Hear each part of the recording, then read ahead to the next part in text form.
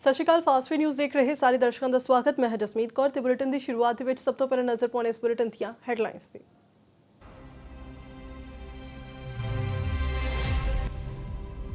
Clinical establishment act ਦਾ ਵਿਰੋਧ ਜਾਰੀ ਹੈ। ਹੜਤਾਲ ਤੇ ਨੇ ਸੂਬੇ ਦੇ ਪ੍ਰਾਈਵੇਟ ਡਾਕਟਰ। ਐਕਟ ਦੇ ਨਾਲ ਹੋਵੇਗਾ ਪ੍ਰਾਈਵੇਟ ਹਸਪਤਾਲਾਂ ਦਾ ਨੁਕਸਾਨ, ਆਮ ਜਨਤਾ ਨੂੰ ਵੀ ਸਹਿਣਾ ਪਵੇਗਾ ਬੋਝ। ਭਾਰਤ ਸਰਕਾਰ ਨੇ 2010 ਦੇ ਵਿੱਚ ਲਿਆਂਦਾ ਸੀ ਐਕਟ।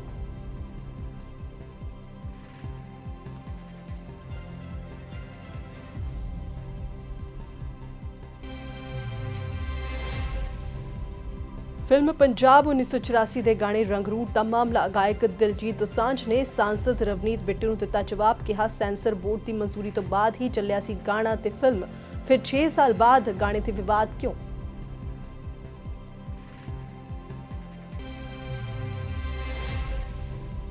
अकाली दल की कोर कमेटी की बैठक अज। पार्टी प्रधान सुखबीर सिंह बादल की अगवाई च होवेगी मीटिंग। पंजाब के हालातों ते कीती जावेगी चर्चा। पार्टी की भविख की रणनीति ते भी कीता जावेगा विचार।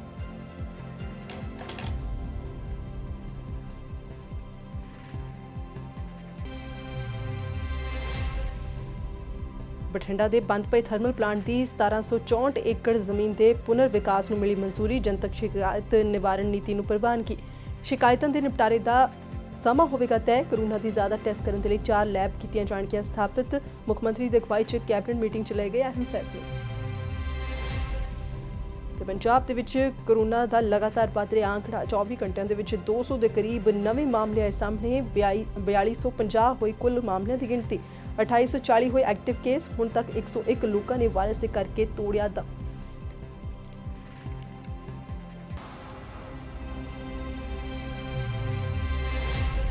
तो बुलेटिन की शुरुआत ਦੇ ਵਿੱਚ ਸਭ ਤੋਂ ਪਹਿਲਾਂ ਗੱਲ ਕਰਦੇ ਹਾਂ ਕਲੀਨਿਕਲ ਐਸਟੈਬਲਿਸ਼ਮੈਂਟ ਐਕਟ ਦੀ, ਜਿਸ ਦਾ ਵਿਰੋਧ ਸ਼ੁਰੂ ਹੋ ਗਿਆ। ਦੱਸਦੀ ਕਿ ਇਸ ਐਕਟ ਦੇ ਵਿਰੋਧ ਦੇ ਵਿੱਚ ਪ੍ਰਾਈਵੇਟ ਹਸਪਤਾਲਾਂ ਤੇ ਡਾਕਟਰ ਅੱਜ ਇੱਕ ਦਿਨ ਦੀ ਹੜਤਾਲ ਕਰ ਰਹੇ ਨੇ ਤਾਂ ਕਿ ਐਮਰਜੈਂਸੀ ਸੇਵਾਵਾਂ ਖੁੱਲ੍ਹੀਆਂ ਰਹਿਣਗੀਆਂ।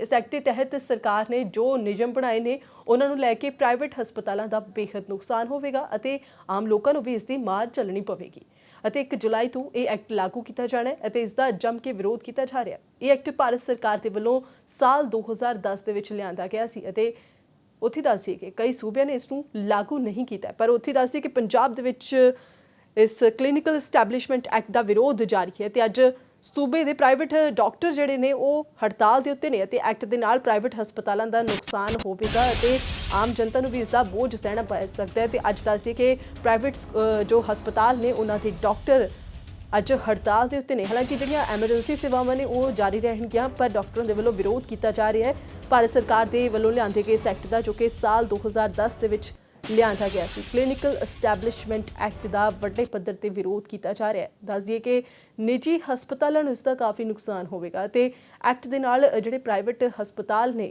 उन्हां दा नुकसान होवेगा ते जिहड़े प्राइवेट डॉक्टर ने उन्हां दे वल्लों इसका जम के विरोध किया जा रहा है ते उन्हां दे वल्लों कहा गया है कि इस एक्ट नूं वापस लिआंदा जावे।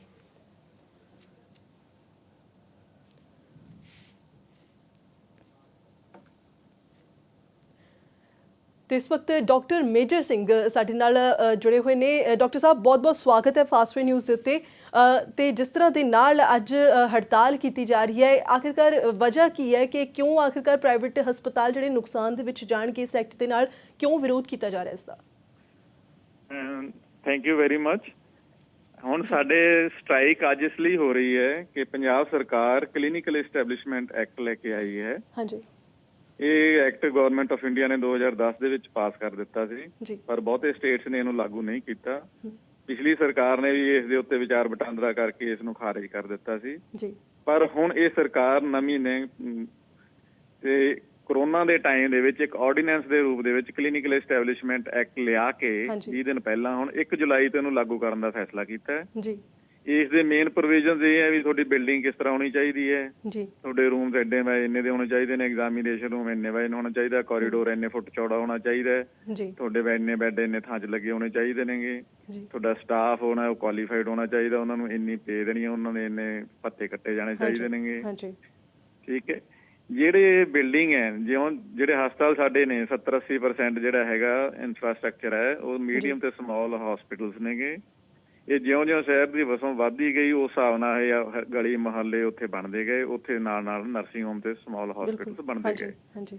ਹੁਣ ਇਸ ਦੇ ਵਿੱਚ ਭੰਨ ਤੋੜ ਕਰਕੇ ਜਾਂ ਇਹਨਾਂ ਦਾ ਸਟਰਕਚਰ ਚੇਂਜ ਨਹੀਂ ਹੋ ਸਕਦਾ। ਬਿਲਕੁਲ ਅਸੀਂ ਇਲੈਕਸ਼ਨਸ ਤੋਂ ਪਹਿਲਾਂ ਵੀ ਸਾਰੀਆਂ ਪੋਲੀਟੀਕਲ ਪਾਰਟੀਆਂ ਨਾਲ ਕੀਤੀਆਂ ਸੀ। ਕਾਂਗਰਸ ਦੇ ਮੈਨੀਫੈਸਟੋ ਵਿੱਚ ਵੀ ਇਹੀ ਸੀਗਾ ਵੀ ਜਿਹੜੇ ਨਰਸਿੰਗ ਹੋਮਸ ਹੈਗੇ ਨੇ ਉਹਨਾਂ ਨੂੰ as is where is basis ਦੇ ਉੱਤੇ ਜਿਵੇਂ ਹਨ ਜਿੱਥੇ ਹਨ ਉਸ ਬੇਸਿਸ ਦੇ ਉੱਤੇ ਇਹਨਾਂ ਨੂੰ ਰੈਗੂਲਰਾਈਜ਼ ਕੀਤਾ ਜਾਵੇ ਤੇ ਜਿਹੜੇ ਨਵੇਂ ਮਾਪਦੰਡ ਨੇ ਉਹ ਨਵੇਂ ਜਿਹੜੇ ਨਰਸਿੰਗ ਹੋਮ ਜਾਂ ਹਸਪੀਟਲਸ ਬਣ ਗਏ ਉਹਨਾਂ ਦੇ ਉੱਤੇ ਲਾਗੂ ਕੀਤੇ ਜਾਣ।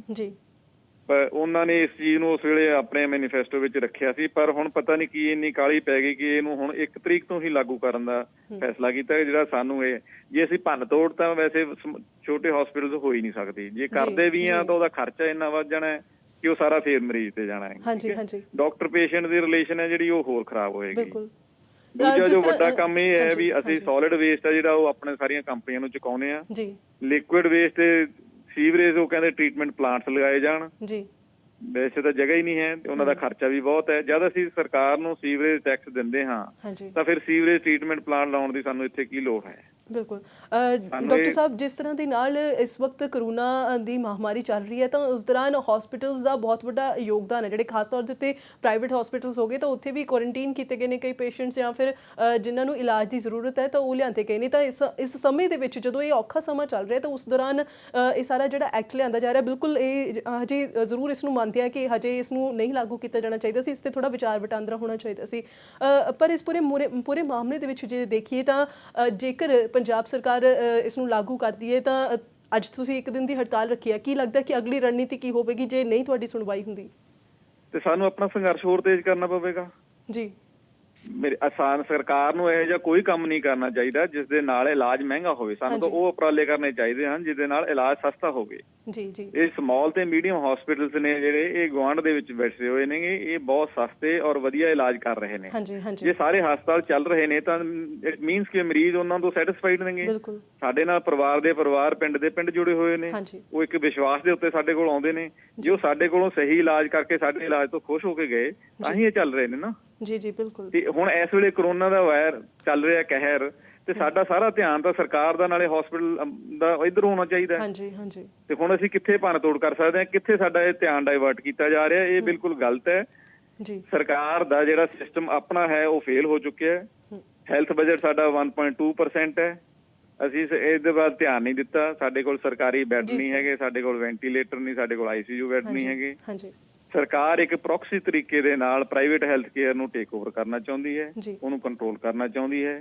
ਇਹ ਜਿਹੜਾ ਕਿ ਸਾਨੂੰ ਗਲਤ ਲੱਗਦਾ ਹੈ। ਇੰਸਪੈਕਟਰੀ ਰਾਜ ਆਏਗਾ, ਉਹਦੇ ਨਾਲ ਕਰਪਸ਼ਨ ਵਧੇਗੀ ਕਿਉਂਕਿ ਜਦ ਮਾਪਦੰਡ ਹੀ ਪੂਰੇ ਨਹੀਂ ਹੋਣੇ ਤੇ ਉਹ ਜਦੋਂ ਇੰਸਪੈਕਟਰ ਨੇ ਆਉਣਾ ਉਹਦੀ ਫੀਸ ਲੈ ਕੇ ਜਾਣੀ ਹੈ। ਜੀ ਡਾਕਟਰ ਸਾਹਿਬ, ਬਹੁਤ ਸ਼ੁਕਰੀਆ ਸਾਡੇ ਨਾਲ ਗੱਲਬਾਤ ਕਰਨ ਦੇ ਲਈ। So doctor major Singh Jawanda ਸਾਡੇ ਨਾਲ ਜੁੜੇ ਸਨ, ਫੋਨ ਲਾਈਨ ਦਿੱਤੇ ਤੇ ਉਹਨਾਂ ਨੇ ਜਾਣਕਾਰੀ ਦਿੱਤੀ ਕਿ ਕਿਸ ਤਰ੍ਹਾਂ ਦੇ ਨਾਲ ਇਸ ਦਾ ਨੁਕਸਾਨ ਹੋਵੇਗਾ ਪ੍ਰਾਈਵੇਟ ਹਸਪੀਟਲਸ ਨੂੰ ਅਤੇ ਉੱਥੇ ਹੀ ਪਬਲਿਕ ਨੂੰ ਵੀ, ਜਿਹੜੇ ਇਲਾਜ ਕਰਾਉਣ ਵਾਲੀ ਜਿਹੜੀ ਪਬਲਿਕ ਹੈ ਉਸ ਨੂੰ ਵੀ ਕਾਫੀ ਨੁਕਸਾਨ ਹੋਵੇਗਾ ਇਸ ਪੂਰੇ ਮਾਮਲੇ ਦੇ ਵਿੱਚ। ਤੇ ਫਿਲਹਾਲ ਉਹਨਾਂ ਦੇ ਵੱਲੋਂ 1 ਦਿਨ ਹੜਤਾਲ ਦਾ ਐਲਾਨ ਕੀਤਾ ਗਿਆ ਤੇ ਉਹਨਾਂ ਕਿਹਾ ਕਿ ਜੇਕਰ ਇਹ ਫੈਸਲਾ ਵਾਪਸ ਨਹੀਂ ਲਿਆ ਜਾਂਦਾ ਤਾਂ ਉਹ ਦੁਬਾਰਾ ਤੋਂ ਆਪਣਾ ਸੰਘਰਸ਼ ਤੇਜ਼ ਕਰ ਦੇਣਗੇ ਅਤੇ ਇਸ ਨੂੰ ਲਾਗੂ ਨਹੀਂ ਹੋਣ ਦੇਣਗੇ। ਉਹਦਾ ਦੂਜੇ ਪਾਸੇ ਜੇ ਗੱਲ ਕਰੀਏ ਤਾਂ ਖੰਨਾ ਦੇ IMA ਦੇ ਵੱਲੋਂ ਡਾਕਟਰਾਂ ਦੀ ਹੋਈ ਮੀਟਿੰਗ ਦੇ ਵਿੱਚ ਕੇਂਦਰ ਦੇ ਵੱਲੋਂ ਬਣਾਏ ਗਏ ਕਲੀਨਿਕਲ ਐਸਟੈਬਲਿਸ਼ਮੈਂਟ ਐਕਟ ਦਾ ਜੰਮ ਕੇ ਵਿਰੋਧ ਕੀਤਾ ਗਿਆ। ਡਾਕਟਰਾਂ ਦੇ ਵੱਲੋਂ ਹਸਪਤਾਲਾਂ ਨੂੰ ਬੰਦ ਰੱਖਣ ਦਾ ਫੈਸਲਾ ਕੀਤਾ ਗਿਆ ਅਤੇ ਖੰਨਾ ਦੇ ਡਾਕਟਰਸ ਦੇ ਵੱਲੋਂ ਅੱਜ ਸ਼ਹਿਰ ਦੇ ਸਾਰੇ 54 ਹਸਪਤਾਲਾਂ ਤੇ ਕਲੀਨਿਕ ਬੰਦ ਕਰਨ ਦਾ ਫੈਸਲਾ ਕੀਤਾ ਗਿਆ। ਉਹਨਾਂ ਤੋਂ ਸਰਕਾਰ ਨੇ ਤੋਂ ਮੰਗ ਕੀਤੀ ਹੈ ਕਿ ਉਹ ਆਪਣੇ ਫੈਸਲੇ ਤੇ ਫਿਰ ਤੋਂ ਵਿਚਾਰ ਕਰਨ ਅਤੇ ਉਧਰ ਸੰਗਰੂਰ ਦੇ ਵਿੱਚ ਵੀ ਅੱਜ ਨਿੱਜੀ ਹਸਪਤਾਲਾਂ ਦੇ ਡਾਕਟਰ ਹੜਤਾਲ ਤੇ ਉੱਤੇ ਨੇ ਅਤੇ ਉਹਨਾਂ ਸਰਕਾਰ ਨੂੰ ਚੇਤਾਵਨੀ ਦਿੱਤੀ ਹੈ ਕਿ ਜੇਕਰ ਉਹਨਾਂ ਦੀਆਂ ਮੰਗਾਂ ਨਹੀਂ ਮੰਨੀਆਂ ਜਾਂਦੀਆਂ ਤਾਂ ਆਪਣਾ ਸੰਘਰਸ਼ ਤੇਜ਼ ਕਰ ਦੇਣਗੇ। ਇਹ ਜੀ ਕਲੀਨਿਕਲ ਐਸਟੈਬਲਿਸ਼ਮੈਂਟ ਐਕਟ ਜਿਹੜਾ ਕਿ ਪੰਜਾਬ ਸਰਕਾਰ ਹੁਣ ਇੱਕ ਆਰਡੀਨੈਂਸ ਦੇ ਰੂਪ ਦੇ ਵਿੱਚ ਲੈ ਕੇ ਆਈ ਹੈ, ਇਹ ਗਵਰਨਮੈਂਟ ਆਫ ਇੰਡੀਆ ਨੇ 2010 ਦੇ ਵਿੱਚ ਹੀ ਬਣਾ ਦਿੱਤਾ ਸੀ ਐਕਟ, ਪਰ ਬਹੁਤੇ ਸਟੇਟਸ ਨੇ ਇਹਨੂੰ ਲਾਗੂ ਨਹੀਂ ਕੀਤਾ ਕਿਉਂਕਿ ਇਹਦੇ ਨਾਲ ਕੋਈ ਸਿਹਤ ਸੇਵਾਵਾਂ ਦੇ ਵਿੱਚ ਬਿਹਤਰੀ ਨਹੀਂ ਆਈ ਹੈ। ਪੰਜਾਬ ਸਰਕਾਰ ਨੇ ਹੁਣ ਇੱਕ ਆਰਡੀਨੈਂਸ ਲੈ ਕੇ ਆਈ ਹੈ, ਹਾਲਾਂਕਿ ਅਸੈਂਬਲੀ ਦੇ ਵਿੱਚ ਵੀ ਨਹੀਂ ਲੈ ਕੇ ਗਏ। ਜਦੋਂ ਕਿ ਅਸੀਂ ਸਾਰਾ ਪੰਜਾਬ ਕਰੋਨਾ ਦੇ ਨਾਲ ਮਹਾਮਾਰੀ ਨਾਲ ਲੜ ਰਿਹਾ ਹੈ ਤਾਂ ਇਹਨਾਂ ਨੇ ਕਲੀਨਿਕਲ ਐਸਟੈਬਲਿਸ਼ਮੈਂਟ ਲੈ ਕੇ ਸਾਨੂੰ ਹੋਰ ਪਰੇਸ਼ਾਨ ਕਰਨ ਦੀ ਦਿੱਤੀ ਹੈ। ਕਲੀਨਿਕਲ ਐਸਟੈਬਲਿਸ਼ਮੈਂਟ ਐਕਟ ਦੇ ਵਿੱਚ ਜਿਹੜੇ ਮਾਪਦੰਡ ਦਿੱਤੇ ਗਏ ਨੇ, ਜਿਸ ਤਰ੍ਹਾਂ ਬਿਲਡਿੰਗ ਹੈ ਵੀ ਤੁਹਾਡਾ ਕਮਰਾ ਐਡੇ ਵੱਡਾ ਹੋਊਗਾ ਅਤੇ ਵਾਰਡ ਇੰਨਾ ਹੋਣਾ ਚਾਹੀਦਾ, ਇੰਨੇ ਬਾਈ ਇੰਨੇ ਦਾ ਐਗਜ਼ਾਮੀਨੇਸ਼ਨ ਹੋਣਾ ਚਾਹੀਦਾ, ਉਹ ਜਿਹੜੇ ਹਸਪੀਟਲ ਨੇ ਸਾਡੇ, ਇਹ ਸਾਡੇ ਪੁਰਾਣੇ ਬਣੇ ਹੋਏ ਨੇ। ਜਿਸ ਹਿਸਾਬ ਨਾਲ ਸਾਡੀਆਂ ਸ਼ਹਿਰਾਂ ਦੇ ਡਿਵੈਲਪਮੈਂਟ ਹੋਈ, ਉਸ ਹਿਸਾਬ ਨਾਲ ਸਾਡੇ ਨਰਸਿੰਗ ਹੋਮ ਬਣੀ ਗਏ। ਹੁਣ ਇੱਕ ਐਕਟ ਲਿਆ ਕੇ ਉਹਦੇ 'ਚ ਅਸੀਂ ਕਹੀਏ ਵੀ ਤੁਸੀਂ ਇਹਨੂੰ ਚੇਂਜਸ ਕਰੋ, ਆਪਣਾ ਸਾਰਾ ਕੁਝ ਮਾਪਦੰਡ ਉਹ ਪੁਰਾਣੇ ਹਸਪਤਾਲਾਂ ਦੇ ਉੱਤੇ ਨਵੇਂ ਮਾਪਦੰਡ ਲਾ ਕੇ ਉਹਨਾਂ ਦੀ ਭੰਨ ਤੋੜ ਕਰਕੇ ਅਸੀਂ ਉਹਨੂੰ ਨਹੀਂ ਕਰ ਸਕਦੇ। ਜਿਹੜੀ ਕੱਲ੍ਹ ਨੂੰ ਅਸੀਂ ਹੜਤਾਲ ਕਰ ਰਹੇ ਹਾਂ ਉਹ ਸਾਡੇ 4 ਮੁੱਦੇ ਹਨ ਬੇਸਿਕਲੀ। ਜਿਹੜਾ ਸਾਡਾ ਪਹਿਲਾ ਮੁੱਦਾ ਹੈ ਉਹ ਹੈ ਕਲੀਨਿਕਲ ਐਸਟੈਬਲਿਸ਼ਮੈਂਟ ਐਕਟ CE, ਜਿਹੜਾ ਕਿ ਪੰਜਾਬ ਸਰਕਾਰ ਨੇ ਆਰਡੀਨੈਂਸ ਪਾਸ ਕੀਤਾ ਹੈ ਤੇ ਉਹਨੂੰ ਐਕਟ ਬਣਾਉਣ ਜਾ ਰਹੀ ਹੈ। ਨੰਬਰ 2 ਸਾਡਾ ਮੁੱਦਾ ਹੈ ਜਿਹੜਾ ਕਿ MBBS ਜਿਹੜੇ ਬੱਚੇ ਕਰ ਰਹੇ ਨੇ ਸਰਕਾਰੀ ਕਾਲਜਾਂ ਦੇ ਵਿੱਚ, ਉਹਨਾਂ ਦੀ ਫੀਸ ਦਾ ਬਹੁਤ ਜ਼ਿਆਦਾ ਵਾਧਾ ਕੀਤਾ ਸਰਕਾਰ ਨੇ, 80% ਫੀਸ ਵਧਾਤੀ ਹੈ ਉਹਨਾਂ ਦੀ। ਥਰਡ ਹੈ ਜਿਹੜੇ ਸਟਾਈਪੈਂਡ ਮਿਲਦਾ ਹੈ, ਜਿਹੜੇ ਬੱਚੇ MD ਕਰਦੇ ਨੇਗੇ ਉਹਨਾਂ ਦਾ ਜਿਹੜਾ ਸਟਾਈਪੈਂਡ ਹੈ ਉਹ ਬਹੁਤ ਘੱਟ ਹੈ ਬਾਕੀ ਸਟੇਟਸ ਨਾਲੋਂ। ਤੇ ਚੌਥਾ ਪੁਆਇੰਟ ਜਿਹੜਾ ਹੈਗਾ ਇੱਕ STP ਤੇ ETP ਦਾ ਇਸ਼ੂ ਹੁੰਦਾ ਹੈਗਾ ਵੀ ਜਿਹੜਾ ਕਿ ਆਪਣਾ ਪੋਲਿਊਸ਼ਨ ਵਾਸਤੇ ਆਪਾਂ ਇਫਲੂਐਂਟ ਟਰੀਟਮੈਂਟ ਪਲਾਂਟ ਤੇ ਸੀਵਰੇਜ ਟਰੀਟਮੈਂਟ ਪਲਾਂਟ ਲਾਉਣੇ ਇੱਦਾਂ ਕਰਕੇ। ਸਾਨੂੰ ਹੜਤਾਲ ਦੇ ਵਿੱਚ ਸਾਨੂੰ ਪ੍ਰਾਈਵੇਟ ਦੇ ਨਾਲ ਸਰਕਾਰੀ ਡਾਕਟਰ ਸਾਨੂੰ ਸਪੋਰਟ ਕਰ ਰਹੇ, ਜਿਹੜੀ ਸਾਡੀ PCMS ਐਸੋਸੀਏਸ਼ਨ ਹੈ, ਇੱਕ JDA ਹੈ ਜਿਹੜੀ ਕਿ ਜੂਨੀਅਰ ਡਾਕਟਰ ਐਸੋਸੀਏਸ਼ਨ ਜਿਹੜੇ ਬੱਚੇ MD ਕਰਦੇ ਨੇ ਉਹ ਸਾਡਾ ਸਾਥ ਦੇ ਰਹੇ ਨੇ, ਮੈਡੀਕਲ ਸਟੂਡੈਂਟਸ ਐਸੋਸੀਏਸ਼ਨ ਜਿਹੜੇ ਡਾਕਟਰ ਬੱਚੇ MBBS ਕਰ ਰਹੇ ਨੇਗੇ। ਉਸ ਤੋਂ ਬਾਅਦ ਜਿਹੜੇ ਸਾਰੇ ਲੈਬੋਰਟਰੀ ਟੈਕਨੀਸ਼ੀਅਨਸ ਨੇਗੇ, ਜਿਹੜੀ ਇਹਨਾਂ ਦੀ ਐਸੋਸੀਏਸ਼ਨ ਹੈ ਪੂਰੇ ਪੰਜਾਬ ਦੀ, ਉਹ ਸਾਡਾ ਪੂਰਾ ਸਾਥ ਦੇ ਰਹੀ ਹੈਗੀ।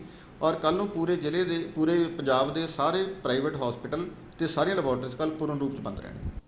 ਤੇ ਅਗਲੀ ਖਬਰ ਦੀ ਵੱਲ ਰੁਖ ਕਰਦੇ ਹਾਂ। ਅੱਜ ਅਕਾਲੀ ਦਲ ਦੀ ਕਮੇਟੀ ਦੀ ਅਹਿਮ ਬੈਠਕ ਚੰਡੀਗੜ੍ਹ ਦੇ ਵਿੱਚ ਹੋਣ ਜਾ ਰਹੀ ਹੈ। ਦੱਸ ਕਿ ਪਾਰਟੀ ਦੇ ਮੁੱਖ ਦਫ਼ਤਰ ਦੇ ਵਿੱਚ ਇਹ ਮੀਟਿੰਗ ਕਰੀਬ 12 ਵਜੇ ਬੁਲਾਈ ਗਈ ਹੈ ਤੇ ਬੈਠਕ ਦੀ ਅਗਵਾਈ ਪਾਰਟੀ ਪ੍ਰਧਾਨ ਸੁਖਬੀਰ ਸਿੰਘ ਬਾਦਲ ਵੱਲੋਂ ਕੀਤੀ ਜਾਵੇਗੀ। ਇਸ ਦੌਰਾਨ ਪੰਜਾਬ ਦੇ ਵਿੱਚ ਕਈ ਮੁੱਦਿਆਂ ਦੇ ਉੱਤੇ ਜਿਹੜੀ ਚਰਚਾ ਕੀਤੀ ਜਾ ਸਕਦੀ ਹੈ। ਇਸ ਤੋਂ ਇਲਾਵਾ ਪਾਰਟੀ ਦੀ ਭਵਿੱਖ ਦੀ ਰਣਨੀਤੀ ਦੇ ਉੱਤੇ ਵੀ ਵਿਚਾਰ ਕੀਤਾ ਜਾ ਸਕਦਾ ਹੈ। ਸੋ ਅੱਜ ਅਕਾਲੀ ਦਲ ਦੀ ਕੋਰ ਕਮੇਟੀ ਦੀ ਬੈਠਕ ਹੈ ਅਤੇ ਪਾਰਟੀ ਪ੍ਰਧਾਨ ਸੁਖਬੀਰ ਸਿੰਘ ਬਾਦਲ ਇਸ ਦੀ ਅਗਵਾਈ ਕਰਨਗੇ। ਉੱਥੇ ਦੱਸਦੀ ਕਿ ਇਸ ਦੌਰਾਨ ਪੰਜਾਬ ਦੇ ਹਾਲਾਤਾਂ ਦੇ ਉੱਤੇ ਵਿਚਾਰ ਵਟਾਂਦਰਾ ਜਿਹੜਾ ਕੀਤਾ ਜਾਣਾ ਹੈ ਤੇ ਇਸ ਤੋਂ ਇਲਾਵਾ ਪਾਰਟੀ ਦੀ ਭਵਿੱਖ ਦੀ ਜਿਹੜੀ ਰਣਨੀਤੀ ਹੈ ਉਸ ਤੇ ਵੀ ਵਿਚਾਰ ਕੀਤਾ ਜਾਵੇਗਾ। ਸੋ ਬਿਲਕੁਲ ਜਿਸ ਤਰ੍ਹਾਂ ਦੇ ਨਾਲ ਇਸ ਵਕਤ ਪੰਜਾਬ ਦੇ ਹਾਲਾਤ ਨਹੀਂ ਤਾਂ ਉਹਨਾਂ ਨੂੰ ਲੈ ਕੇ ਅਕਾਲੀ ਦਲ ਦੇ ਵੱਲੋਂ ਜਿਹੜੇ ਮੁੱਦੇ ਚੁੱਕੇ ਜਾ ਰਹੇ ਨੇ ਤੇ ਅੱਜ ਇਸ ਨੂੰ ਲੈ ਕੇ ਜਿਹੜੀ ਕੋਰ ਕਮੇਟੀ ਦੀ ਬੈਠਕ ਸੱਦੀ ਗਈ ਹੈ।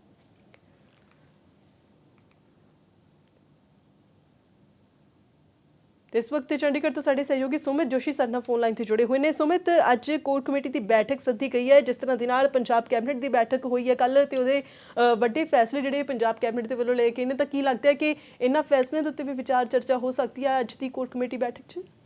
ਦੇਖੋ, ਪਹਿਲਾਂ ਵਿਚਾਰ ਚਰਚਾ ਦੀ ਗੱਲ ਕੀਤੀ ਜਾਵੇ, ਕਈ ਮੁੱਦੇ ਅਕਾਲੀ ਦਲ ਲਗਾਤਾਰ ਚੱਕ ਰਿਹਾ। ਸ਼ਰਾਬ ਮਾਫੀਆ ਦੀ ਗੱਲ ਹੋਵੇ, ਮਾਈਨਿੰਗ ਦੀ ਹੋਵੇ, ਅਮਨ ਕਾਨੂੰਨ ਦੀ ਸਥਿਤੀ ਨੂੰ ਲੈ ਕੇ ਹੋਵੇ, ਪਰ ਜਿੱਥੇ ਹੁਣ ਦੇਖੀਏ ਕਿ ਕੱਲ ਜਿਹੜੇ ਕੈਬਨਿਟ ਦੇ ਫੈਸਲੇ ਲਏ ਗਏ, ਹਾਲਾਂਕਿ ਕਈ ਜਿਵੇਂ ਕਰੋਨਾ ਟੈਸਟ ਦੀ ਜਿਹੜੀ ਹੈ ਟੈਸਟਿੰਗ ਵਧਾਉਣ ਵਾਸਤੇ ਫੈਸਲਾ ਲਿਆ ਗਿਆ, ਤਾਂ ਨਾਲ ਦੇਖਿਆ ਜਾਵੇ ਹੁਣ ਬਠਿੰਡਾ ਦਾ ਥਰਮਲ ਪਲਾਂਟ ਜਿਹੜਾ ਕਿ ਪੁੱਡਾ ਦੇ ਹਵਾਲੇ ਕੀਤਾ ਜਾ ਰਿਹਾ, ਉਹਨੂੰ ਲੈ ਕੇ ਕਹਿ ਸਕਦੇ ਹਾਂ ਵੱਡਾ ਸਿਆਸੀ ਮੁੱਦਾ ਬਣਦਾ ਹੋਇਆ ਦੇਖੋ। ਤੇ ਅੱਜ ਇਹ ਤੇ ਹੋ ਸਕਦਾ ਚਰਚਾ ਜਿਹੜੀ ਹੋਵੇ ਅਤੇ ਅੱਗੇ ਦਾ ਅਕਾਲੀ ਦਲ ਕੋਈ ਪ੍ਰੋਗਰਾਮ ਵੀ ਦੇ ਦੇ ਕਿ ਕਿਸ ਤਰ੍ਹਾਂ ਦੇ ਨਾਲ ਇਹ ਇਹਨਾਂ ਤਮਾਮ ਮੁੱਦਿਆਂ ਨੂੰ ਲੈ ਕੇ ਸਰਕਾਰ ਤੇ ਦਬਾਅ ਬਣਾਉਣ ਦੀ ਜਿਹੜੀ ਕੋਸ਼ਿਸ਼ ਹੈ ਲਗਾਤਾਰ ਜਾਰੀ ਰਹੇਗੀ। 12 ਵਜੇ ਇਹ ਮੀਟਿੰਗ ਹੈ ਜਿਹੜੀ ਕੋਰ ਕਮੇਟੀ ਦੀ ਸ਼ੁਰੂ ਹੋਣੀ ਹੈ ਸੁਖਬੀਰ ਬਾਦਲ ਦੀ ਪ੍ਰਧਾਨਗੀ ਦੇ ਹੇਠ। ਕਹਿ ਸਕਦੇ ਹਾਂ ਅੱਜ ਦੀ ਜਿੱਥੇ ਕੱਲ ਕੈਬਨਿਟ ਦੀ ਮੀਟਿੰਗਾਂ ਦੇ ਵਿੱਚ ਫੈਸਲੇ ਹੁੰਦੇ, ਅੱਜ ਦੀ ਅਕਾਲੀ ਦਲ ਦੀ ਕੋਰ ਕਮੇਟੀ ਵੀ ਕਾਫੀ ਅਹਿਮ ਰਹਿਣ ਵਾਲੀ ਹੈ। ਹਾਂਜੀ, ਤਾਂ ਬਿਲਕੁਲ ਤੁਸੀਂ ਨਜ਼ਰ ਬਣਾਏ ਰੱਖੋ। ਬਹੁਤ ਬਹੁਤ ਸ਼ੁਕਰੀਆ ਤਮਾਮ ਜਾਣਕਾਰੀ ਲਈ। ਤੇ ਸੁਮਿਤ ਜੋਸ਼ੀ ਸਾਡੇ ਸਹਿਯੋਗੀ ਸਾਡੇ ਨਾਲ ਜੁੜੇ ਸਨ ਤੇ ਕੋਰ ਕਮੇਟੀ ਬੈਠਕ ਜਿਹੜੀ ਅੱਜ ਹੋਣ ਜਾ ਰਹੀ ਹੈ, ਅਹਿਮ ਫੈਸਲੇ ਹੋ ਸਕਦੇ ਨੇ।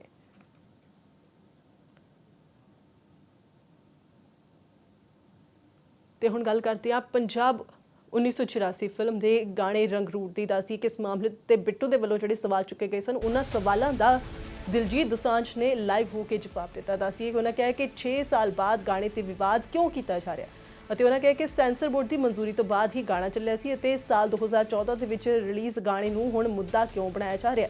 ਉਹਨਾਂ ਨੇ ਬਿੱਟੂ ਨੂੰ ਵੀ ਇਹ ਸਵਾਲ ਕੀਤਾ। ਉਹਨਾਂ ਕਿਹਾ ਕਿ 6 ਸਾਲ ਬਾਅਦ ਕਿਉਂ ਪਰਚਾ ਦਰਜ ਕਰਨ ਦੀ ਜਿਹੜੀ ਗੱਲ ਕਹੀ ਜਾ ਰਹੀ ਹੈ। ਉਹਨਾਂ ਕਿਹਾ ਕਿ ਸੈਂਸਰ ਬੋਰਡ ਤੋਂ ਮਨਜ਼ੂਰੀ ਮਿਲੀ ਸੀ, ਇਸ ਤੋਂ ਬਾਅਦ ਹੀ ਜਿਹੜਾ ਇਹ ਫਿਲਮ ਸੀ ਤੇ ਗਾਣਾ ਸੀ ਜਿਹੜਾ ਥੀਏਟਰ ਦੇ ਵਿੱਚ ਚੱਲਿਆ। ਉਹਨਾਂ ਕਿਹਾ ਕਿ ਸਾਰੇ ਜਿਹੜੇ ਸੀਨ ਨੇ ਉਹ ਸਾਰੇ ਸੈਂਸਰ ਹੋਣ ਤੋਂ ਬਾਅਦ ਹੀ ਜਿਹੜੇ ਉਹ ਥੀਏਟਰ ਦੇ ਵਿੱਚ ਦਿਖਾਏ ਗਏ ਸਨ, ਤਾਂ ਇਸ ਨੂੰ ਹੁਣ ਮੁੱਦਾ ਕਿਉਂ ਬਣਾਇਆ ਜਾ ਰਿਹਾ। ਸੋ ਉਹਨਾਂ ਨੇ ਬਕਾਇਦਾ ਬਿੱਟੂ ਨੂੰ ਇਹ ਜਵਾਬ ਦਿੱਤਾ, ਜਿਸ ਤਰ੍ਹਾਂ ਦੇ ਨਾਲ ਰਵਨੀਤ ਸਿੰਘ ਬਿੱਟੂ ਜਿਹੜੇ ਨੇ ਇਸ ਵਕਤ ਉਹ ਸਵਾਲ ਚੁੱਕ ਰਹੇ ਨੇ ਕਿ ਦਲਜੀਤ ਦੋਸਾਂਝ ਅਤੇ ਜੈਜ਼ੀ ਬੀ ਇਹਨਾਂ ਨੂੰ ਭਾਰਤ ਆਉਣ ਤੇ ਵੱਡਾ ਖਾਮਿਆਜ਼ਾ ਭੁਗਤਣਾ ਪਵੇਗਾ। ਤੇ ਉਹਨਾਂ ਕਿਹਾ ਕਿ ਇਹ ਨੌਜਵਾਨਾਂ ਨੂੰ ਭੜਕਾਉਣਾ ਚਾਹ ਰਹੇ ਨੇ। ਜਿਸ ਤਰ੍ਹਾਂ ਦੇ ਨਾਲ ਦਲਜੀਤ ਦੋਸਾਂਝ ਨੇ 1984 ਦੇ ਵਿੱਚ ਹੋਏ ਕਤਲੇਆਮ ਦੀ ਜੋ ਕਤਲੇਆਮ ਹੋਇਆ ਸੀ, ਉਸ ਦੌਰਾਨ ਦੱਸਦੀ ਕਿ ਦਰਬਾਰ ਸਾਹਿਬ ਤੇ ਜਿਹੜਾ ਅਟੈਕ ਹੋਇਆ ਸੀ ਉਸ ਮਾਮਲੇ ਨੂੰ ਲੈ ਕੇ ਉਹਨਾਂ ਨੇ ਆਪਣੀਆਂ ਭਾਵਨਾਵਾਂ ਸਾਂਝੀਆਂ ਕਰਦੇ ਹੋਈਆਂ ਇਹ ਗਾਣਾ ਜਿਹੜਾ ਸੋਸ਼ਲ ਮੀਡੀਆ ਤੇ ਆਪਣਾ ਗਾ ਕੇ ਸੁਣਾਇਆ ਸੀ ਅਤੇ ਉਸ ਤੋਂ ਬਾਅਦ ਜੈਜ਼ਬੀ ਦੇ ਵੱਲੋਂ ਵੀ ਇੱਕ ਗਾਣਾ ਜਿਹੜਾ ਸੀ ਜਿਸ ਵਿੱਚ ਭਿੰਡਰਾਂ ਵਾਲਿਆਂ ਦੀਆਂ ਤਸਵੀਰਾਂ ਜਿਹੜੀਆਂ ਦੇਖੀਆਂ ਜਾ ਸਕਦੀਆਂ ਨੇ ਤੇ ਇਸ ਨੂੰ ਲੈ ਕੇ ਰਵਨੀਤ ਬਿੱਟੂ ਨੇ ਵੱਡੇ ਸਵਾਲ ਚੁੱਕੇ ਸਨ ਅਤੇ ਇਸੇ ਮੁੱਦੇ ਨੂੰ ਲੈ ਕੇ ਦਲਜੀਤ ਦੋਸਾਂਝ ਜਿਹੜੇ ਲਾਈਵ ਹੋਏ ਨੇ।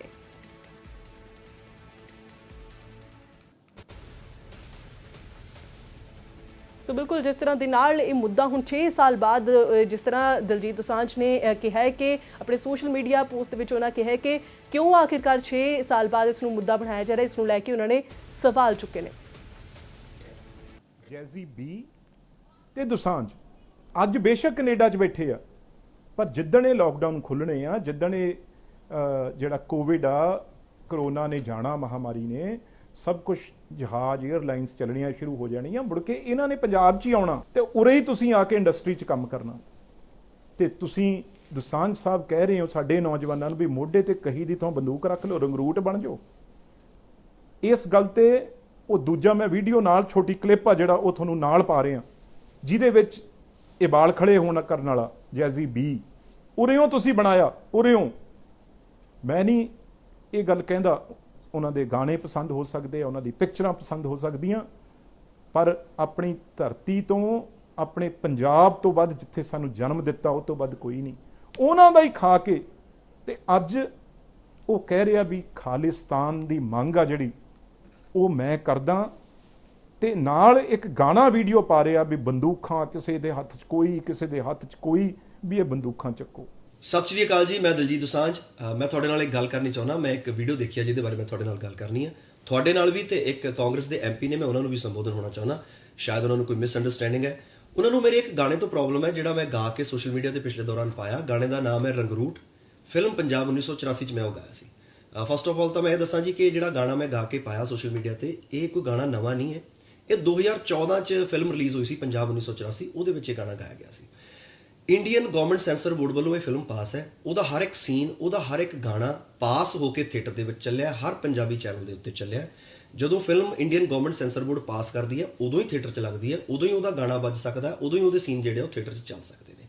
ਸੋ ਮੈਂ ਪਹਿਲਾਂ ਤਾਂ ਇਹ ਦੱਸਣਾ ਚਾਹਾਂਗਾ ਕਿ ਜਿਹੜਾ ਮੈਂ ਗਾਣਾ ਗਾਇਆ ਉਹ already Indian government censor board ਤੋਂ ਪਾਸ ਹੈ। ਸੈਕੰਡ ਗੱਲ ਮੈਂ ਤੁਹਾਨੂੰ ਇਹ ਵੀ ਦੱਸਣੀ ਚਾਹੁੰਦਾ ਜੀ ਕਿ ਇਹ ਜਿਹੜੀ ਫਿਲਮ ਦੀ ਗੱਲ ਹੋ ਰਹੀ ਹੈ, ਜਿਹੜੇ ਗਾਣੇ ਦੀ ਗੱਲ ਹੋ ਰਹੀ ਹੈ, ਫਿਲਮ ਪੰਜਾਬ 1984 ਨੂੰ ਇੰਡੀਆ ਵੱਲੋਂ ਨੈਸ਼ਨਲ ਅਵਾਰਡ ਪ੍ਰਾਪਤ ਹੈ। ਸੋ ਜਿਹੜੀ ਫਿਲਮ ਨੂੰ ਨੈਸ਼ਨਲ ਅਵਾਰਡ ਮਿਲਿਆ ਹੋਵੇ, ਉਸ ਫਿਲਮ ਦੇ ਗਾਣੇ ਨੂੰ ਜਿਹੜਾ 2014 'ਚ ਰਿਲੀਜ਼ ਹੋਇਆ ਹੋਵੇ, ਉਹਨੂੰ ਆਪਣੇ ਸੋਸ਼ਲ ਮੀਡੀਆ ਤੇ ਗਾ ਕੇ ਪਾਉਣ ਦੇ ਖਿਲਾਫ ਅੱਜ ਉਹ ਸਰ ਕਹਿ ਰਹੇ ਨੇ ਕਿ ਪਰਚਾ ਦਰਜ ਹੋਣਾ ਚਾਹੀਦਾ। ਉਹ ਕਿਸ ਤਰ੍ਹਾਂ ਹੁਣ ਹੋ ਸਕਦਾ ਮੈਨੂੰ ਉਸ ਗੱਲ ਦਾ ਨਹੀਂ ਪਤਾ।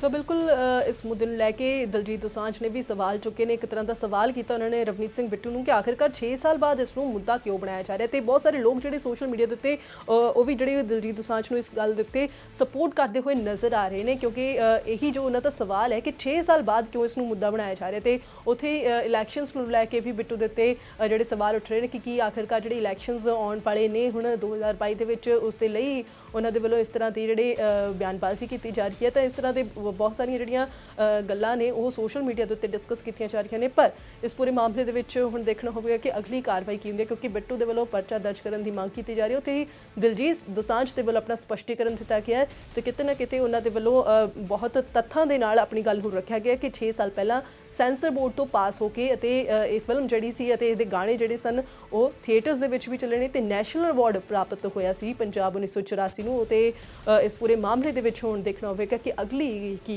ਗੱਲ ਹੁਣ ਸਾਹਮਣੇ ਆਉਂਦੀ ਹੈ। ਤੇ ਹੁਣ ਗੱਲ ਕਰਦੇ ਹਾਂ ਪੰਜਾਬ ਕੈਬਨਿਟ ਕਮੇਟੀ ਦੀ ਹੋਈ ਮੀਟਿੰਗ ਦੇ ਵਿੱਚ। ਦੱਸਦੀ ਕਿ ਇਸ ਦੌਰਾਨ ਵੱਡੇ ਫੈਸਲੇ ਜਿਹੜੇ ਲਏ ਗਏ ਨੇ। ਮੁੱਖ ਮੰਤਰੀ ਕੈਪਟਨ ਅਮਰਿੰਦਰ ਸਿੰਘ ਦੀ ਅਗਵਾਈ ਦੇ ਵਿੱਚ ਇਹ ਮੀਟਿੰਗ ਹੋਈ ਹੈ ਤੇ ਇਸ ਮੌਕੇ ਦੇ ਉੱਤੇ ਗਲਵਾਨ ਘਾਟੀ ਦੇ ਸ਼ਹੀਦਾਂ ਨੂੰ ਸ਼ਰਧਾਂਜਲੀ ਭੇਂਟ ਕੀਤੀ ਗਈ ਹੈ।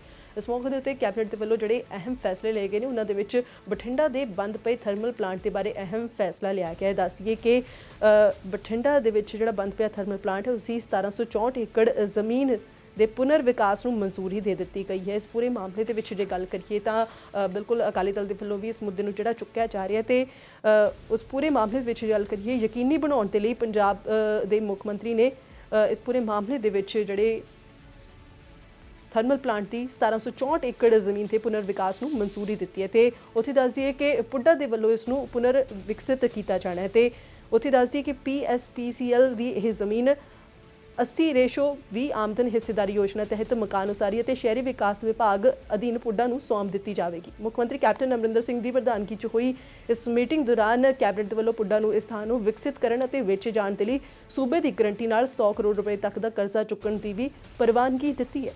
ਉੱਥੇ ਦੱਸ ਦਈਏ ਕਿ ਇਸ ਤੋਂ ਇਲਾਵਾ ਜਨਤਕ ਸ਼ਿਕਾਇਤ ਨਿਵਾਰਣ ਪ੍ਰਣਾਲੀ ਦੇ ਨਿਰਮਾਣ ਅਤੇ ਪ੍ਰਬੰਧਨ ਦੇ ਲਈ ਰਾਹ ਪੱਧਰਾ ਕਰਦਿਆਂ ਹੋਏ ਇੱਕ ਵਿਆਪਕ ਜਨਤਕ ਸ਼ਿਕਾਇਤ ਨਿਵਾਰਣ ਨੀਤੀ ਨੂੰ ਪ੍ਰਵਾਨਗੀ ਮਿਲੀ ਹੈ, ਜਿਸ ਨਾਲ ਸਾਰੇ ਵਿਭਾਗਾਂ ਦੀਆਂ ਸ਼ਿਕਾਇਤਾਂ ਨੂੰ ਇੱਕ ਹੀ ਛੱਤ ਹੇਠ ਲਿਆਇਆ ਜਾ ਸਕੇਗਾ, ਜੋ ਕਿ ਡਿਜੀਟਲ ਪੰਜਾਬ ਦੇ ਦਾਇਰੇ 'ਚ ਆਵੇਗਾ। ਮੁੱਖ ਮੰਤਰੀ ਕੈਪਟਨ ਅਮਰਿੰਦਰ ਸਿੰਘ ਦੇ ਵੱਲੋਂ ਜੋ ਜਨਤਾ ਦੀਆਂ ਸ਼ਿਕਾਇਤਾਂ ਦੇ ਨਿਪਟਾਰੇ ਲਈ ਸਮੇਂ ਸਿਰ ਪਹੁੰਚਯੋਗ ਅਤੇ ਪਾਰਦਰਸ਼ੀ ਢੰਗ ਦੇ ਨਾਲ ਇਕਸਾਰ ਸਿਸਟਮ ਸਥਾਪਿਤ ਕਰਨ ਦਾ ਜਿਹੜਾ ਫੈਸਲਾ ਕੀਤਾ ਗਿਆ। ਉੱਥੇ ਦੱਸਦੀ ਕਿ ਕੋਵਿਡ-19 ਦੇ ਖਿਲਾਫ ਜਿਹੜੀ ਲੜਾਈ ਹੈ ਉਸ ਨੂੰ ਹੋਰ ਮਜ਼ਬੂਤ ਬਣਾਉਣ ਦੇ ਲਈ ਪੰਜਾਬ ਸਰਕਾਰ ਨੇ 4 ਨਵੀਆਂ ਟੈਸਟਿੰਗ ਲੈਬੋਰੇਟਰੀ ਸਥਾਪਿਤ ਕਰਨ ਦਾ ਅਤੇ ਇਹਨਾਂ ਲੈਬਾਂ ਦੇ ਲਈ 131 ਲੋੜੀਂਦੇ ਸਟਾਫ ਦੀ ਪਹਿਲ ਦੇ ਆਧਾਰ ਤੇ ਨਿਯੁਕਤੀ ਕਰਨ ਦਾ ਫੈਸਲਾ ਕੀਤਾ ਹੈ। ਉੱਥੇ ਦੱਸ ਦਈਏ ਕਿ ਜਿਹੜੀਆਂ ਇਹ 4 ਵਾਇਰਲ ਟੈਸਟਿੰਗ ਲੈਬੋਰੇਟਰੀਜ਼ ਦੇ ਵਿੱਚ ਸਹਾਇਕ ਪ੍ਰੋਫੈਸਰ ਜੋ ਬਾਇਓਲੋਜੀ ਦੇ ਹੋਣਗੇ, ਉਹਨਾਂ ਦੀਆਂ 4 ਅਸਾਮੀਆਂ ਸਿਰਜਣ ਅਤੇ ਭਰਨ ਦੇ ਲਈ ਮੈਡੀਕਲ ਸਿੱਖਿਆ ਅਤੇ ਖੋਜ ਵਿਭਾਗ ਦੇ ਪ੍ਰਸਤਾਵ ਨੂੰ ਵੀ ਮਨਜ਼ੂਰੀ ਦਿੱਤੀ ਗਈ ਹੈ। ਅਤੇ ਕੈਪਟਨ ਅਮਰਿੰਦਰ ਸਿੰਘ ਦੀ ਅਗਵਾਈ 'ਚ ਹੋਈ ਮੰਤਰੀ ਮੰਡਲ ਦੀ ਬੈਠਕ ਦੌਰਾਨ ਲੁਧਿਆਣਾ, ਜਲੰਧਰ ਅਤੇ ਮੋਹਾਲੀ ਦੇ ਵਿੱਚ 4 ਟੈਸਟਿੰਗ ਲੈਬੋਰੇਟਰੀਜ਼ ਦੀ ਸਥਾਪਨਾ ਨੂੰ ਹਰੀ ਝੰਡੀ ਦਿੱਤੀ ਗਈ ਹੈ।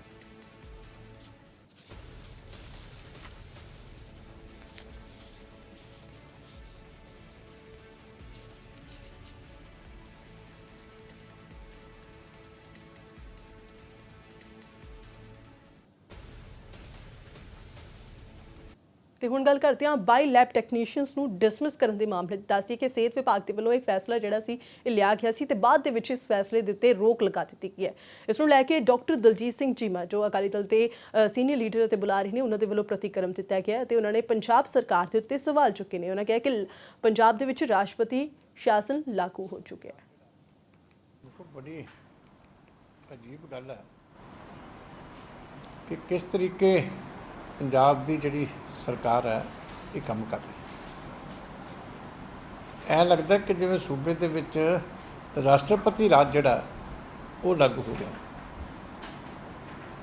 ਹੈਲਥ ਡਿਪਾਰਟਮੈਂਟ ਦੇ ਵਿੱਚ ਪਹਿਲਾਂ ਜਿਹੜਾ ਐਡੀਸ਼ਨਲ ਚੀਫ ਸੈਕਟਰੀ ਵੱਲੋਂ ਆਰਡਰ ਕੀਤਾ ਗਿਆ ਕਿ 22 ਜਿਹੜੇ ਟੈਕਨੀਸ਼ੀਅਨ ਹੈ ਉਹਨਾਂ ਨੂੰ ਧਾਰਾ 311 ਲਾ ਕੇ ਡਿਸਮਿਸ ਕੀਤਾ ਜਾਵੇ। ਕਾਰਨ ਕੀ ਲਿਖਿਆ ਗਿਆ ਕਿ ਇਹ ਬੰਦੇ ਸਰਪਲਸ ਸੀਗੇ ਔਰ VIP ਕਲਚਰ ਕਰਕੇ ਉੱਥੋਂ ਜਾਣ ਨੂੰ ਤਿਆਰ ਨਹੀਂ ਤੇ ਇਹਨਾਂ ਦੇ ਅਗੇਂਸਟ ਕੋਈ ਇਨਕੁਆਇਰੀ ਨਹੀਂ ਹੋ ਸਕਦੀ।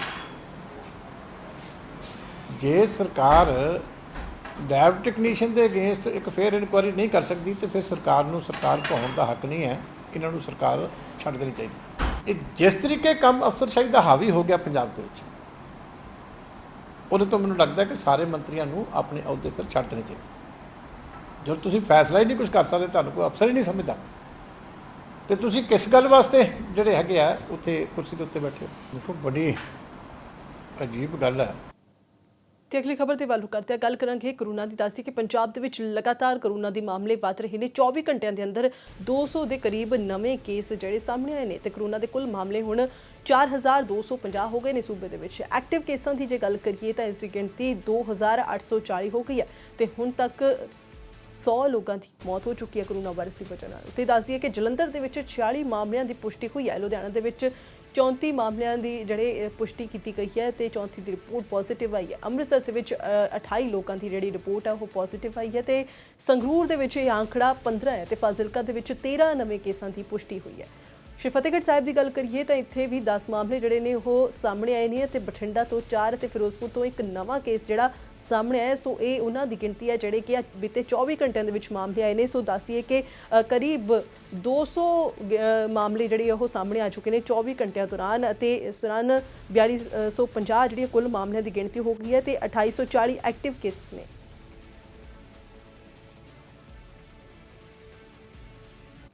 ਤੇ ਅਗਲੀ ਖਬਰ ਦੇ ਵੱਲ ਰੁਕ ਕਰਦੇ ਹਾਂ। ਦੱਸ ਦਈਏ ਕਿ ਜਲੰਧਰ ਦੇ ਵਿੱਚ ਪੁਲਿਸ ਤੇ ਹਮਲੇ ਕਰਨ ਦਾ ਇਹ ਕੋਈ ਪਹਿਲਾ ਮਾਮਲਾ ਨਹੀਂ ਸਾਹਮਣੇ ਆਇਆ। ਗੱਲ ਕਰ ਰਹੇ ਹਾਂ ਪਹਿਲਾਂ ਵੀ 11 ਅਪ੍ਰੈਲ ਨੂੰ ਭਵਾਨੀਗੜ੍ਹ ਦੇ ਨੇੜਲੇ ਪਿੰਡ ਨਾਰਾਇਣਗੜ੍ਹ ਅਤੇ ਪਾਤੜਾਂ ਦੇ ਨਜ਼ਦੀਕੀ ਪਿੰਡ ਘੱਗਾ ਦੇ ਵਿੱਚ ਪੁਲਿਸ ਪਾਰਟੀ ਤੇ ਹਮਲਾ ਕੀਤਾ ਗਿਆ ਸੀ।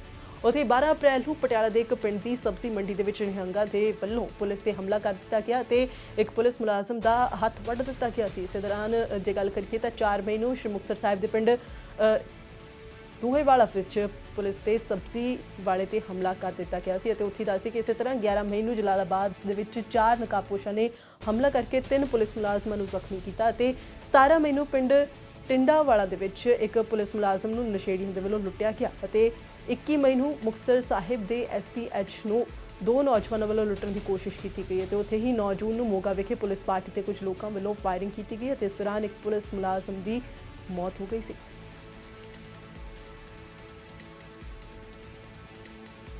ਸੋ ਫਿਲਹਾਲ ਇਹਨਾਂ ਖਬਰਾਂ ਦੇ ਵਿੱਚ ਨਹੀਂ, ਪਰ ਜਾਣ ਤੋਂ ਪਹਿਲਾਂ ਇੱਕ ਵਾਰ ਫਿਰ ਤੋਂ ਨਜ਼ਰ ਇਸ ਬੁਲੇਟਿਨ ਦੀਆਂ ਹੈਡਲਾਈਨਸ ਤੇ।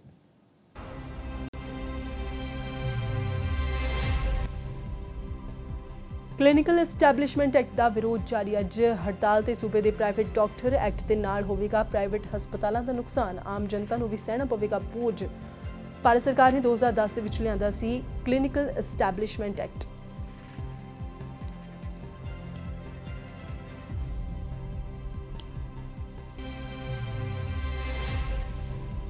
ਫਿਲਮ ਪੰਜਾਬ 1984 ਦੇ ਗਾਣੇ ਰੰਗਰੂਟ ਦਾ ਮਾਮਲਾ। ਗਾਇਕ ਦਿਲਜੀਤ ਦੋਸਾਂਝ ਨੇ ਸਾਂਸਦ ਰਵਨੀਤ ਬਿੱਟੂ ਨੂੰ ਦਿੱਤਾ ਜਵਾਬ। ਕਿਹਾ ਸੈਂਸਰ ਬੋਰਡ ਦੀ ਮਨਜ਼ੂਰੀ ਤੋਂ ਬਾਅਦ ਹੀ ਚੱਲਿਆ ਸੀ ਗਾਣਾ, ਫਿਰ 6 ਸਾਲ ਬਾਅਦ ਗਾਣੇ ਤੇ ਵਿਵਾਦ ਕਿਉਂ?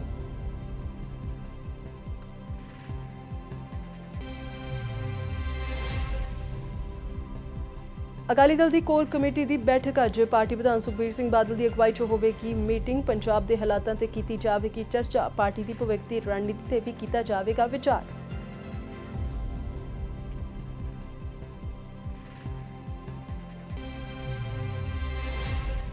ਬਠਿੰਡਾ ਦੇ ਬੰਦ ਪਏ ਥਰਮਲ ਪਲਾਂਟ ਦੀ 1764 ਏਕੜ ਜ਼ਮੀਨ ਦੇ ਪੁਨਰ ਵਿਕਾਸ ਨੂੰ ਮਿਲੀ ਮਨਜ਼ੂਰੀ। ਜਨਤਕ ਸ਼ਿਕਾਇਤ ਨਿਵਾਰਨ ਨੀਤੀ ਨੂੰ ਵੀ ਪ੍ਰਵਾਨਗੀ। ਸ਼ਿਕਾਇਤਾਂ ਦੇ ਨਿਪਟਾਰੇ ਦਾ ਸਮਾਂ ਹੋਵੇਗਾ ਤੈਅ। ਕੋਰੋਨਾ ਦੇ ਜ਼ਿਆਦਾ ਟੈਸਟ ਕਰਨ ਦੇ ਲਈ 4 ਲੈਬਸ ਕੀਤੀਆਂ ਜਾਣਗੀਆਂ ਸਥਾਪਿਤ। ਮੁੱਖ ਮੰਤਰੀ ਦੀ ਅਗਵਾਈ 'ਚ ਹੋਈ ਕੈਬਨਿਟ ਦੀ ਮੀਟਿੰਗ 'ਚ ਲਏ ਗਏ ਨੇ ਅਹਿਮ ਫੈਸਲੇ। ਪੰਜਾਬ ਦੇ ਵਿੱਚ ਲਗਾਤਾਰ ਵਧ ਰਿਹਾ ਕੋਰੋਨਾ ਪੀੜਤਾਂ ਦਾ ਅੰਕੜਾ। 24 ਘੰਟਿਆਂ ਦੇ ਵਿੱਚ 200 ਦੇ ਕਰੀਬ ਨਵੇਂ ਮਾਮਲੇ ਆਏ ਸਾਹਮਣੇ। 4250 ਹੋਈ ਕੁੱਲ ਮਾਮਲਿਆਂ ਦੀ ਗਿਣਤੀ। 2840 ਹੋਏ ਐਕਟਿਵ ਕੇਸ ਤੇ ਹੁਣ ਤੱਕ 101 ਲੋਕਾਂ ਨੇ ਵਾਇਰਸ ਦੇ ਕਰਕੇ ਤੋੜਿਆ ਦਮ।